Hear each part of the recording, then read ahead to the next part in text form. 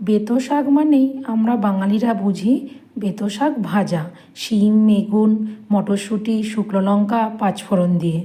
কিন্তু জামশেদপুরে এসে প্রথম আমি বেতো শাকের পরোটার নাম শুনে আশ্চর্য তো হয়েছি, কিন্তু খাওয়ার পর সত্যি বলছি ভালোবেসে ফেলেছি এই পরোটাটাকে। পরোটাটা খেতে যেমন টেস্টি, বানানো খুব সোজা আর খুব হেলদি হয়। যারা শাক খেতে চায় না, মানে যেসব বাচ্চারা, তাদের শাক খাওয়ানোর একটা খুব ভালো উপায় এই পরোটাটা। আশা করি তোমাদের ভিডিওটা ভালো লাগবে।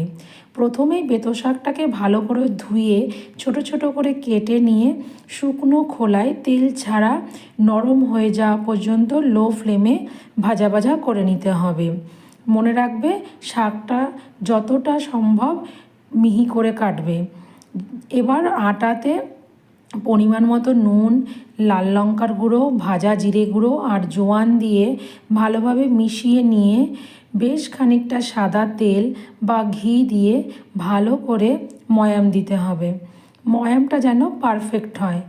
এইভাবে রাব করে করে ভালোভাবে আটার সাথে তেলটাকে মিশিয়ে নিতে হবে। তারপর ভেজে রাখা বেতো শাক, 1 চামচ আদা বাটা, কয়েকটা গ্রেট করা রসুন আর অল্প অল্প করে জল দিয়ে একটা সফট ডো বানিয়ে নিতে হবে। রসুন এখানে তোমরা যদি না খাও সেক্ষেত্রে স্কিপ করতে পারো। দেখো ডোটা বানানো হয়ে গেছে। এবার ওপর দিয়ে একটু তেল বুলিয়ে ঢাকা দিয়ে 10 মিনিট রেস্টে রেখে দেবো। তারপর লেচি কেটে শুকনো আটা লাগিয়ে ভালো করে বেলে নেবো। এই পরোটাটা বেলাতে ফেটে যাওয়ার সম্ভাবনা থাকে না। তারপর তাওয়া গরম করে ভালোভাবে দুটো দিক সেঁকে নিয়ে তেল বা ঘি লাগিয়ে ভালো করে 2 পিঠ ভেজে নিলেই রেডি হয়ে গেল আমাদের বেতো শাকের পরোটা।